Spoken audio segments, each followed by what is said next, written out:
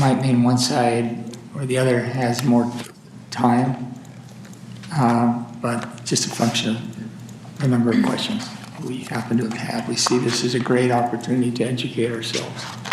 So we intend to fully avail ourselves of that opportunity. Okay, with that, Mr. Garcia.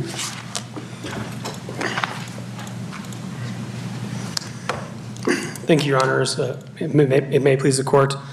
I'm Nathan Garcia on behalf of Tiffany Harmon and her siblings, and we seek this court's review of a trial court decision that was made about whether or not the savings statute would apply to what the Court of Appeals has found to be a statute of repose in the probate code, specifically whether or not a will shall be probated within 3 years of the date of the death of the decedent.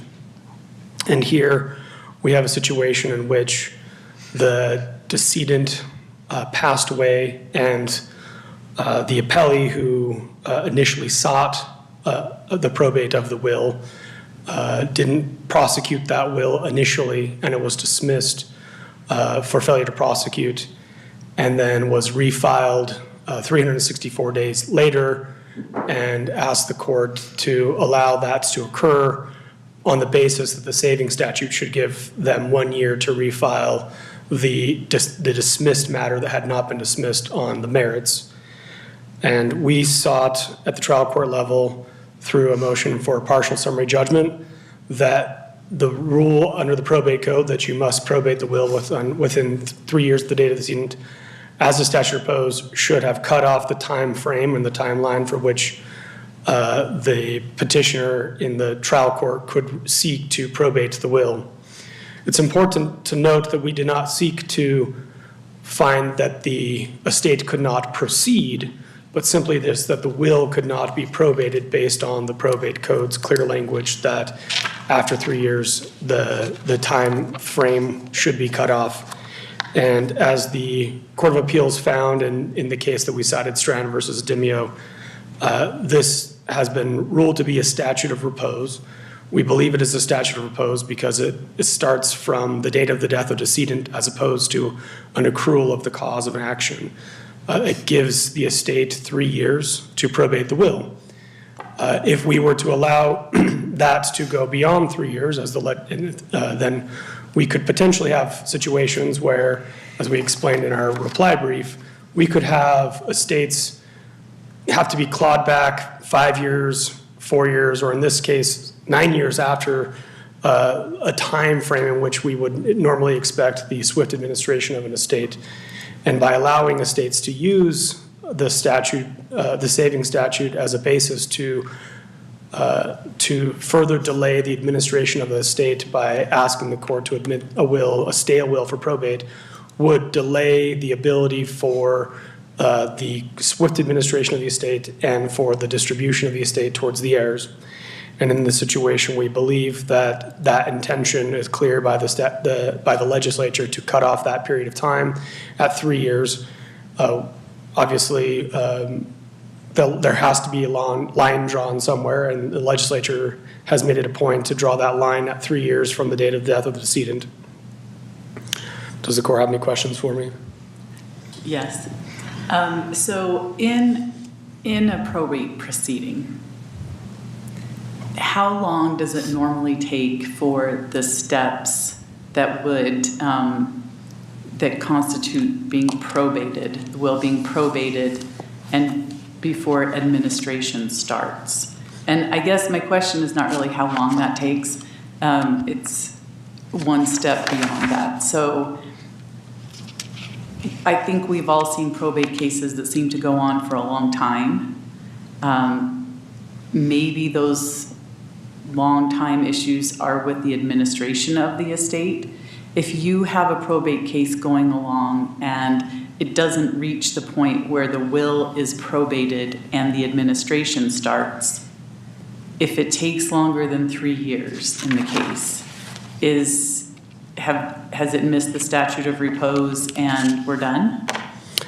I think Your Honor asks an important question that I hope this court can also answer, which is under the Cloward estate that I cited in my opening brief, the court had said that to probate a will or to probate an estate means to take a bunch of actions to bring the estate under the clear jurisdiction and understanding of the court at the probate court level.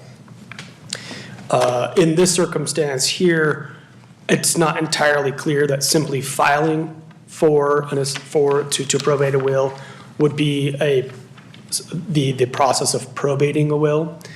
But I think that under that holding of Cloward, that probating has to be to have probated an estate has to have been something more than simply filing the matter for probate. It must be at least at a minimum providing proper notice. It must be an opportunity for the court to review the pleadings, and I would imagine that at least having some administrator appointed, whether it's a personal representative, whether it's a special administrator, whether it's an executor, or somebody who is responsible for the process of administration of that estate. If Now, that's true, how could we reconcile subsection 1 of the statute, 107, with subsection 3? I mean, subsection 1 says that the probate proceeding has to be commenced more than 3 years after the decedent's death. And then 3 says if no will is probated within 3 years from death, then the presumption of intestacy is final. How could one simultaneously say that you just have to commence the action within 3 years, and then 3 say, and it also has to reach a particular stage within 3 years? I think that comes down to the nuance that the statute doesn't define, which is what does it mean to probate an estate. Well, and I guess what I'm suggesting is doesn't subsection 1 answer the question? Because if subsection 1 says that an action may not be commenced more than 3 years after the decedent's death, don't we have to assume that when 3 says if no will is probated, that what probated means in the context of subsection 3 is commencing the action? I don't think so, because I think that you could commence an action within 3 years of the death of the decedent and commence it in some other form or fashion than a testate estate, meaning an estate without a will. Whereas the courts have allowed you to probate an estate as an intestate estate or for at least the determination of heirs long after the 3-year period has passed from the death of the decedent. So we believe that the way that the interplay was intended by the legislature is that while it's entirely possible, because we might find 5-7 years down the road that there's an asset that should have come under a probate but was never probated, and we have to transfer that asset to the respective heirs, that what you can't do is then present that will and say, well, this is what the will said. That if you had a copy of the will or the will's existence was sought, that we need to create a cutoff point, at which point we have to stop looking for the will and get to the process of administering an estate. Okay, but hold on. One doesn't speak to intestacy proceedings. I mean, it specifically says, doesn't it say any probate? Okay, sorry. Explain to me why one doesn't apply to a proceeding where a will's involved. Because I think 1 and 3 would, if you look at them in concert together, if you probate the will within the 3 years, that 3-year time frame after the decedent's death, then you can probate that will as a testate estate and seek to administer that will to determine who the heirs are, to determine who the executor should be, and to determine any other process that the decedent had outlined to determine how their estate should be administered. Whereas if you wait after 3 years, you still have to be able to do something with an estate. And so there are other probate provisions that will allow for the determination of the heirs, to allow for an intestate estate to move forward. you just no longer have the ability to seek to probate the will for that to be a formal testate process. And it can even be an informal intestate process, as I read subsection 1, that it would have to be a formal intestate process, or at least a determination of heirs after the 3-year period has passed. So as you read this statute, if there is a will, someone could file that under 1 at 2 years and 364 days, but unless it had reached some stage in the process that would be called probating the will within that 24 hours, then that 3 would bar the probate of the will, even though it was timely filed under 1? I think that if you timely file it under 1 and you take actions to bring the estate into the jurisdiction of the court, then you can do so. To your hypothetical, Your Honor, I guess if you were to come and try to probate in a will 1 day before the statute of limitations of 3 year, the statute of repose would run on the 3-year probate of a will, you probably have possibly waited too long, because you wouldn't have done enough to necessarily have probated the will within the 3-year period, that 3-year time frame. Although I would admit that would be a sort of closer situation than what we have here, where in this situation, they actually did wait until pretty far in advance after the death of the decedent to probate the will initially, and then waited until the very end of the 1-year saving statute period to then refile the action. And I sort of talk about this interplay in one of the sections of my opening brief, because in the situation of this case, the court reached out to the petitioner in the initial action and informed that they hadn't actually provided notice of who should receive notice, so that the court could actually take action on the petition. And interestingly, it appears that process, when they did provide that information to the court, did occur after the 3-year period. And so there may be some question, as I allude to in my opening brief, about whether that initial action was even probated within the 3-year time frame as required under subsection 3.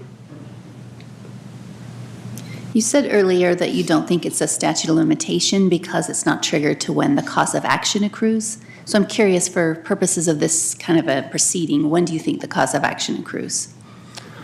The cause of action for filing a probate would definitely be at the death of an individual, although within the probate code, there is also what practitioners call a living probate, guardianships, conservatorships, when someone's become incapacitated, which are also governed under the same. But talking about this kind of a case, where someone, I mean, it's death that triggers it, right? Correct, yeah. So in that way, it kind of fits both the definition of a statute of limitation and a statute of repose, right? It's just kind of a different beast than sometimes we look at. I think so, although, as I've been answering Justice Hagan's question, if a decedent passes away, there is still a process 5, 10, 15 years down the road in which someone can take an asset that was owned by the decedent and properly distribute it to the heirs once those heirs are determined. So in this situation, there is a small nuance, because all we're saying is that you can't probate that will under the statute. The probating the will is the statute of repose, whereas the rest of the probate code, the ability to administer a estate, would be a statute of limitation, and there doesn't appear to be a statute of limitation on when you could administer an estate. Okay, but just talking about 107. Yes. Right? That kind of is both triggered by, I mean, it seems like a statute of limitation in the sense that it's the cause of action, if we want to call it, is triggered by death. It also feels like a statute of repose in the sense that it's not waiting for some kind of cause of action to accrue in the normal sense that we think about causes of action, where you might be looking at the act of the defendant plus some harm coming to the plaintiff. I mean, sometimes there's factors that have to come together before you have a cause of action accrue. Here, there's nothing like that, right? The death just triggers the operation of 107. Is that right? Yes, and I think under the Beach Beechcraft error analysis about sort of the interplay between statute of repose and statutes of limitation. It would seem to suggest that under statute of limitation, when we're looking for the accrual of a cause of action, I don't even know that necessarily the date of the death accrues the action. It just is the triggering event that would allow for the probate of a decedent's estate.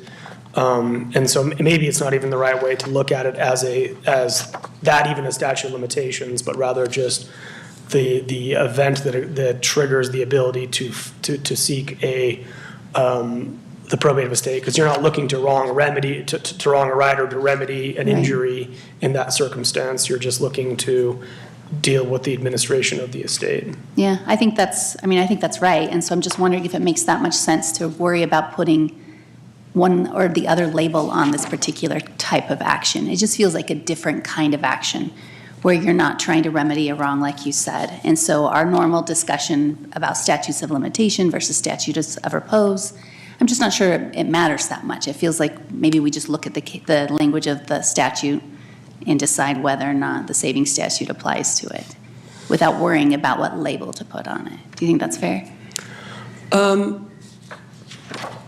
Yes, I think it can be fair, although I think that we still have a problem, which is that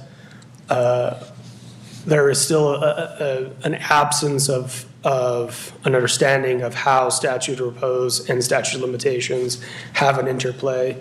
And so if we were going to look to overturn the holding of the Court of Appeals in which they found the probate of will to be a statute of repose and thereby deny equitable tolling, then I think we open up a bag of worms about other ways in which we could potentially extend out the administration of an estate. So I think that it makes more sense to look at it as a statute of repose and say this is a strict cutoff period, just like we do with products liability matters or medical malpractice matters. The legislature wants to cut off the ability to do something, and so they're not cutting off the ability to administer an estate, they're just cutting off the ability to present the will to the probate court for probate.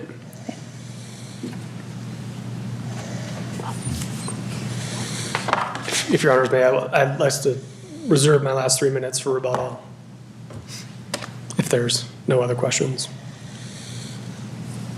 Okay, I had understood you had foregone an opportunity for rebuttal. Yes, Your Honor, but I thought that there may be more questions, but. Okay, we'll let you rebut it. Thank you. Ms. Adams. Good morning, Your Honors. Justice Pullman is right. This is a different beast. This is the cause of action accrues at the time that the individual dies. Nobody can seek anything from an estate, whether that's through an intestate procedure or through a testate procedure, until an individual dies. That means that the cause of action accrues at the moment somebody dies. And that should make this, theoretically, more like a statute of limitations than like a statute of repose, if that distinction matters to this court. Notably, I believe this court has already determined that this timing statute is a statute of limitations. Back in 2009, this court decided Bermeau v. Martineau, and the Court of Appeals noted that case in the Strand case. And what Bermeau did is it said it applied equitable tolling to the timing statute. We know that equitable tolling only applies to statutes of limitations, not to statutes of repose. So because this court applied equitable tolling to the timing statute back in 2009, that makes the timing statute a statute of limitations. Now, notably, the statute has changed since Bermeau was decided. In Bermeau, the whole issue was at the very beginning of our timing statute, it says you have to commence testacy proceedings, intestacy proceedings within 3 years. And the statute in place at the time of Bermeau was testacy proceedings, intestacy proceedings, and representative proceedings. You had to appoint a personal representative within 3 years. And there was an issue in this case with somebody who got into an accident, and the defendant who caused the accident was very young and unexpectedly died. Nobody knew that this individual had died. And so the individual who was harmed under the 4-year statute of limitations for personal injury sued the individual who had died, but it was closer to 4 years, and it was between 3 and 4 years. And no personal representative had ever been appointed to this defendant's estate because the defendant was young and had no assets. And this court looked at that situation and said, equitable tolling should apply to the timing statute. It's true that that statute was amended, and what the legislature did was it took the personal representative piece and it put that under the continuing jurisdiction of the district court, so that nothing like that ever happened again. But it didn't otherwise amend the statute. It made no indication that the Bermeau decision was wrong and that equitable tolling shouldn't apply to the timing statute as a whole. And the Bermeau language did say that equitable tolling applied to the entire statute. And it doesn't make sense that we would have equitable tolling apply to one little piece, the personal representative piece of the statute, and not to everything else. So this court could just decide that back in 2009, it already decided that the timing statute was a statute of limitations. I'm sorry, did you cite that in your brief? I apologize. No, this is something I found that sunk in when I was reviewing for oral argument. Oh, okay. Yes, it's not an argument. We, of course, argued in our brief that statute of limitations, that it's a statute of limitations, and we relied more on the cause of action piece. But it sunk in last night as I was reviewing Strand and Bermeau that the key difference between statutes of limitations and statutes of repose is the application of equitable tolling. And this court has already decided that equitable tolling applies to the timing statute. Therefore, the timing statute is a statute of limitations. And I apologize, I did not check the docket today, but did you file a notice of supplemental authority on that? I did not, Your Honor. What is the case? It's Bermeau. It actually is cited in the briefs, right? Okay. But it is. Thank you. Got it. Okay, perfect. Thank you. Thank And you. it's noted in a footnote in the Strand case, Okay. the Court of Appeals Strand case. And the Court of Appeals said that it did not believe Bermeau applied because it was a different factual scenario. But I am unaware of a statute being a statute of repose in one factual scenario and a statute of limitations in another factual scenario. It either is a statute of limitations or it's a statute of repose. It can't be both, depending on the facts that are presented. Is it possible that 1071 is a statute of limitations, but 1073 is a statute of repose? I think that's what the grandchildren are trying to argue. And certainly we see that often in these cases where we have a statute of limitations that's a shorter amount of time, and then oftentimes, though, it's a longer amount of time for the statute of repose. Like we've argued in our brief, it simply doesn't make sense here to interpret it that way, because then, like Justice Hagan said, you can commence your action in a timely way and then it gets barred. I think the best understanding of 1073, if we look at it as a statute of limitations, is that in a normal case, like if I had a contract claim and I waited too many years, then for example, let's say that I believe that you breached a contract, Justice Peterson, and I just waited too many years, well, my contract claim would just be dead, right? Everybody understands that it's gone. It's maybe not incredibly clear what happens when there is no will that is probated in a probate case. And so I think what 1073 does is just simply explain what happens when the time period has passed. It's not creating a hard bar. It's not creating a statute of repose. It's just explaining what happens. So creating a legal presumption. Yes, it's just a presumption, yes. Because otherwise, I think it would be a little unclear, like, is this person intestate? What do we do with it? And so it's just making it clear what happens. So if a proceeding was going on where it was presumed the person was intestate, and it was taking a long time for whatever reason, and maybe it's going on for 4 years, could someone come forward with a will? No, right? Unless, of course, you fit under one of the exceptions under sub 1. And if this is a statute of limitations, if equitable tolling applies, but of course that is a very, very high bar, as this court says in Bermeau. Just notably, I want to point out In re Cloward, which is what the grandchildren have been relying on. And they talk about what the meaning of probated means. We've made extensive arguments in our brief about how it would be absurd to interpret the word probated, as has been suggested. But on page 339 of that very, very challenging case to read. It's a 1938 case, and it's typical with very long paragraphs. But the court says, the statute specifies that the estate from which the other estate descends shall have, quote, never been probated. Does that mean administration has never commenced, or that administration has not been completed? We think it means the former. The former means the first thing in line, which is administration has never commenced. So in re Estate of Cloward said that the phrase never been probated means administration has never commenced, which is what we are arguing here. Now, the court, the grandchildren. But that's different than a proceeding being commenced, right? Right. It's slightly different, but I think it gives the flavor of what the court's looking for. We're looking at commencement, we're not looking at completion. Let's see.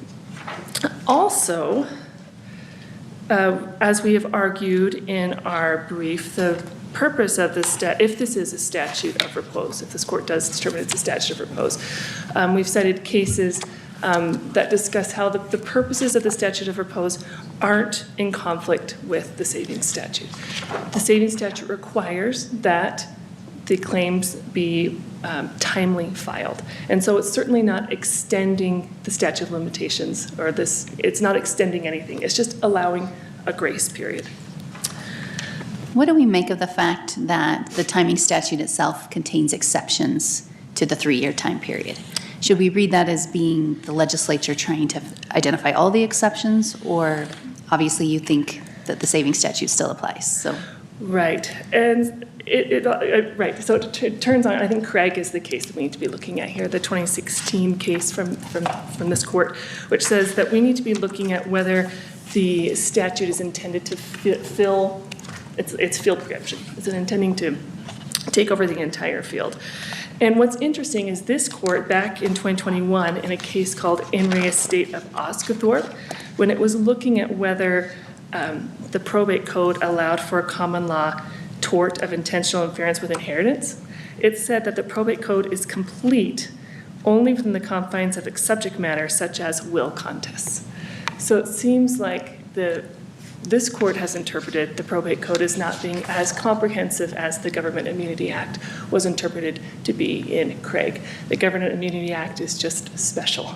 Not only did it use the word comprehensive in its definitions and in the beginning and its purpose, but it also was very specific as to timing and notice and what was required.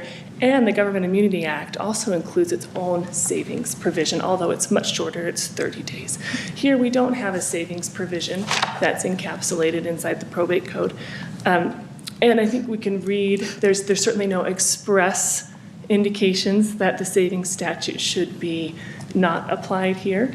And it doesn't look like the probate code is supposed to be comprehensive as to filing and notice.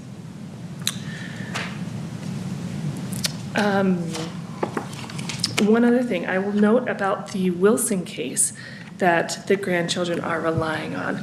The Wilson case was out of Ohio, and it did not apply the savings statute to a statute of repose. And in that case, the Wilson court said that what was key to that is that very close to the statute of repose that the court was considering was another statute of repose that had an express exception for the application of the savings statute.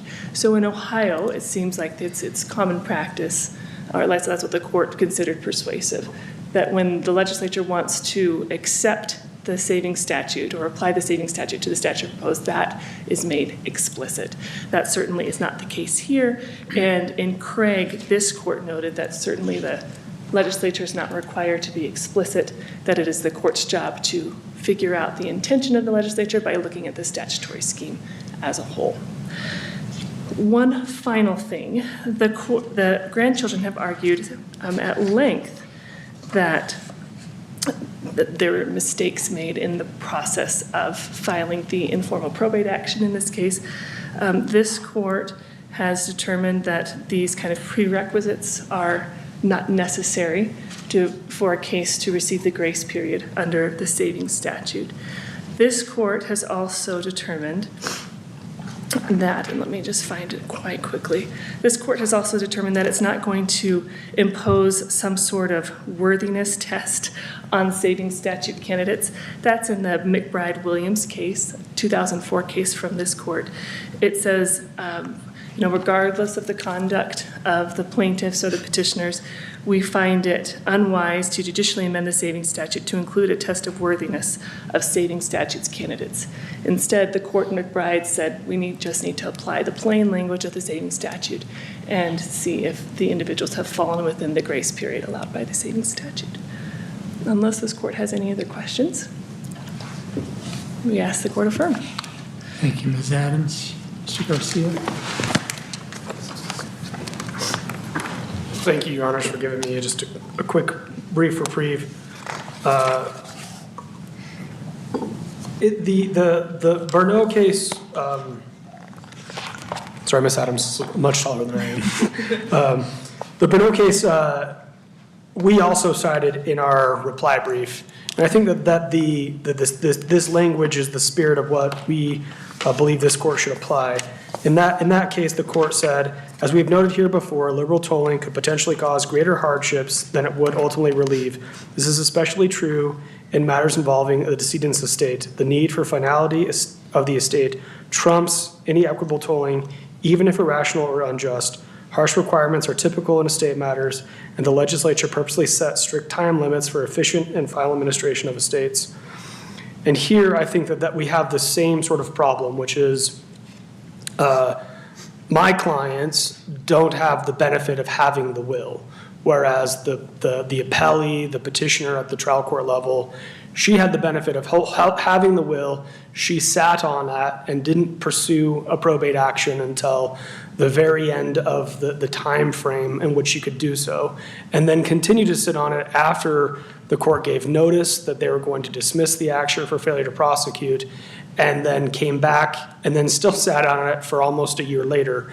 And in these types of circumstances, this court should not be looking, I'm not asking for a purity test, but rather that the court should recognize that the actions of the petitioner in this matter at the trial court level didn't exude somebody who was looking to quickly administer the estate, but rather the failure to provide proper notice, the failure to prosecute the estate has put us why we're here today. If the petitioner had taken the proper actions at the time, it's admitted that the court would have probated the will, and the other challenges to the will could have been raised. But now that we're so far removed from the time frame, any challenges to the will that my clients would want to assert, a lot of that evidence is gone because the decedent has been dead for almost 9 years. So if there was concerns related to undue influence, if there was concerns related to how the will was crafted, waiting for so long to produce that document to the court puts my clients in a difficult bind to be able to address any other issues beyond the procedural failure of the petitioner or the appellee in this matter to probate that will. Does the court have any other questions for me? Thank you, Mr. Thank you, Your Honors. We appreciate the arguments of counsel and the briefing in this case. I'll take it under advisement. Court is adjourned.